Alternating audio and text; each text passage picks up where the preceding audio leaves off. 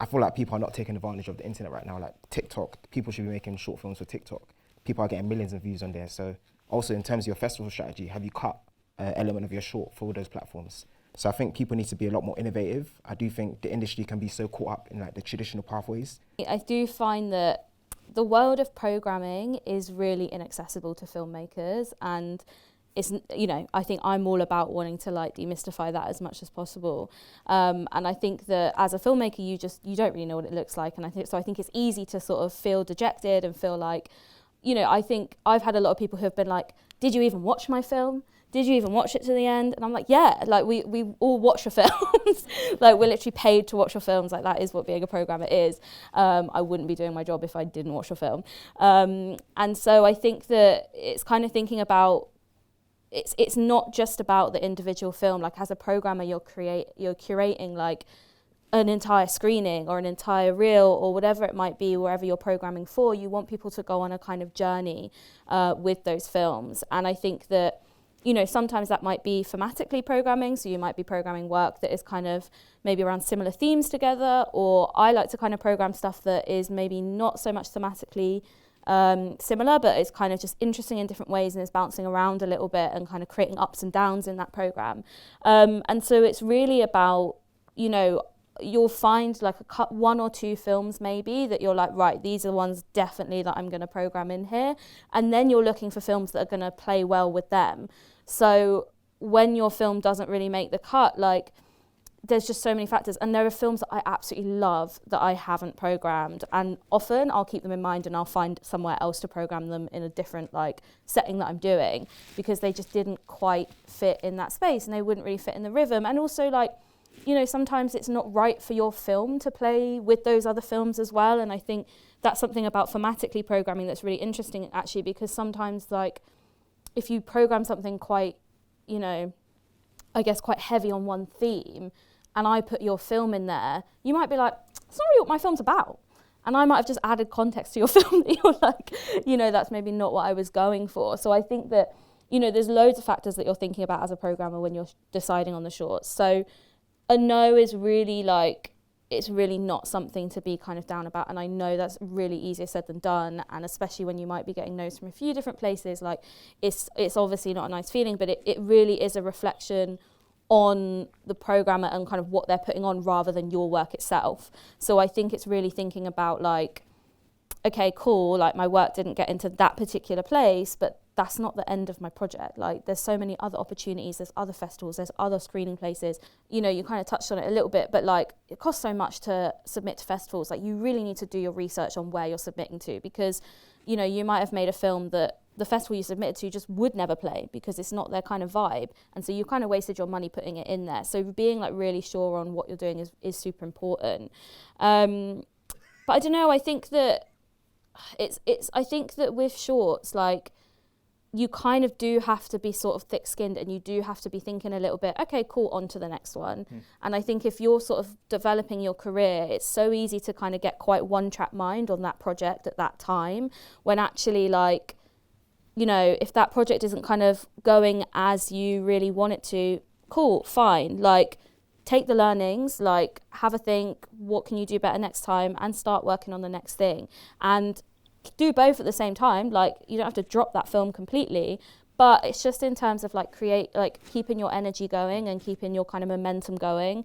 I think that's really important. Yeah, great. I think when it comes to festival strategy, it all starts from making a good quality short film, and ultimately you want it to be a bit more like pushing something downhill rather than uphill. So for example, you're submitting to lots of festivals, 300 festivals. Sorry if you submit to 300 festivals, they will say no, but that's when it's like, okay, this is getting intense. How can you take more ownership and how can you start self-distributing, putting stuff online? But going back to your question, the conversations that we've had with the filmmakers is about thinking about where would you like your film to exist? And also, I think once you've won big at a really good festival, then it might just start reminding you, okay, there's other big festivals that you can start going for. But if you've got relationships with programmers as well, think about utilizing those relationships, because there's not only one traditional path to get into festivals. So for example, a lot of festivals have guest programs. So if you speak to guest programmers, previously me and Caragh was both programming as Fetica, but there was also guest programs that take place there. So I think it's about understanding all the different avenues that you can actually get into festivals, but also don't bet your whole life and invest all your money into festivals if it feels like it's a big uphill journey, because it might just be the short itself might not be the best film for festivals. Yeah. Look, it's so easy when you're starting out to look at like big festivals, look at BFI, whatever it might be, and like feel that they have like a lot of power. And like, sure, they do, but like they need filmmakers to exist. And I think that you can't second guess what it is that you want to make, and the only way that you're going to make work that you feel kind of passionate and happy about is if you make what you truly want. And I think that, you know, second guessing what someone else wants to see, like, you can see it a mile off. Like, if I can get like watch a film and I can be like, okay, well, I can see the sort of beats that they've gone for here, and I can see that they've kind of like trying to make me cry at the end, which, like, fine, I cry quite easily, but it's like that's not necessarily the way to kind of get your film seen. Like, the films that I really love are the films that surprise me. So if you're trying to emulate something that maybe you saw do well at a festival, I just don't think that's going to be kind of the best way to go about it. And I think that you're going to make your best work when you're just sort of really thinking hard about who you are and what you want to say and what you have to offer this space that's different. And that can be so many different things. And it doesn't mean that it has to be like a super personal story as well. I think, you know, going to kind of funding as well, like, I think there's a lot of pressure on people, particularly making debuts, to make like very personal work that is often kind of maybe quite drama-led and is quite identity-led as well. And like, to be really honest, I do not always want to see your trauma on a page, like, or on a screen or whatever it might be. Like, it's really intense. And especially when you're a programmer and you might be watching like, I mean, for Aesthetica, it's like, what, 600-700 shorts you're watching. If they're like all really super intense, super personal, like, as a programmer, like, it's a lot to watch. And so it's kind of those films that come out of that a little bit. And, you know, it's not to say that you can't make work about that. If that's what you want to do that. But think about the way that you can bring that to your story in a slightly fresher, original take. And that's the thing that's going to make you sit up and like, okay, I've just watched 10 shorts in a row, and like, what even is a short anymore? And then I watch your short and I'm like, oh yeah, that's sick. Like, that's going in. Would your advice be, Mathieu, that if you are invited to screen at an event, you got to go? I would say 100. There's two things that I would say. Number one, make sure you go. And number two, don't be bougie. So when I say don't be bougie, like we've mentioned, there are big festivals that, yes, they do have a lot of power, but the smaller festivals, the smaller community programmers do show up, because you never know who's in screenings. Because sometimes the bigger festivals, you get lost in the crowd of all the films. But sometimes if you go to like a short film night and there's only 5 films playing, you've got more of a chance of people actually showing up to the actual screening. There's some festivals you can go to and there's only like 10 people in attendance. So it's attendance on both sides. So I would say if you can go to as many festivals as possible that you get into, do try your best to go to them. And you even mentioned before, if you get into like an international festival, there is support from the British Council for specific ones. Absolutely. Caragh, anything to add in terms of how to be when you're at one of these? Like, if you're selected into Sundance, you've never been to an international festival or Berlin or something. Yeah. That can be quite intimidating for the first time. Massively intimidating. And I know filmmakers that have gone to those festivals and it's just been like a total whirlwind, and they've not known what to really do with themselves. And especially if like the rare occasion that you make a short and it absolutely bangs, like it happens like not super often, but the short that like everyone then is like crowding around, they want to make you offers, all of this, like amazing, but that's like so intense to deal with. And also as like a newer filmmaker, you probably like, what's right, what's the right offer, what's the right opportunity? It's okay to have those questions and to not know the answers. And I think going in, being comfortable with that is totally fine. Like, you don't need to know everything. And I would say, like, if you're, you know, not into networking, that kind of thing, like, film festivals are where you're just going to find, like, people that you really get on with. And that's the kind of nicest thing. Like, it doesn't always have to be about, what am I going to get out of this? Like, you might just go and meet some people that you really vibe with, and, like, maybe you'll work with them in the future, maybe you won't. But that's just kind of building out your networks. And, again, I think the more you do that, talking about imposter syndrome, the more you feel like comfortable in the industry, and the more you feel that this is a space for you, because you're kind of like, okay, cool, and I know this person, there's people that I like here and I get on with them.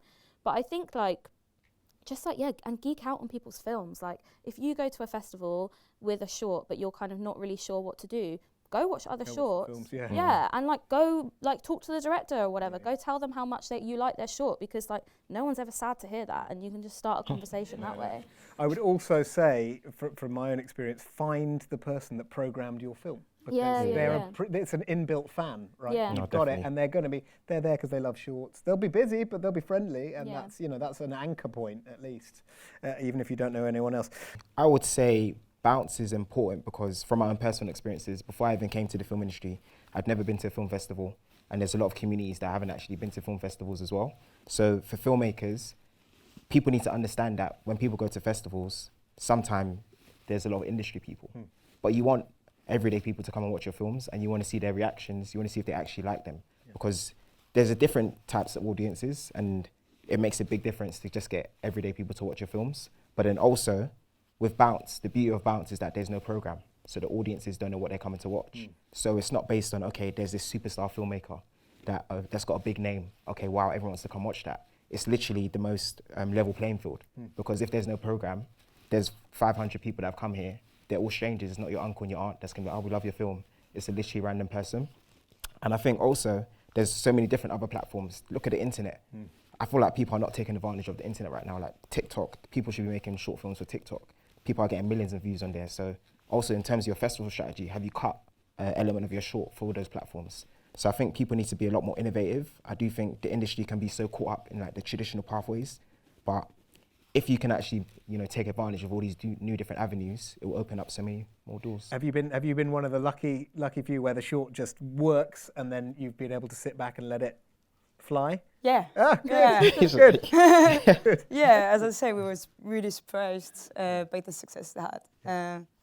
And also, like you said, you have to know what festivals you can send your movie to. Yeah.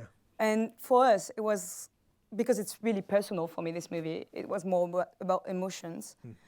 But we actually went to festivals which were more technical, and like to the SIGGRAPH, which is a technical venue, and we didn't expect to go there. So we had some really good surprises along the way, and nothing was planned. No. So yeah, it's great.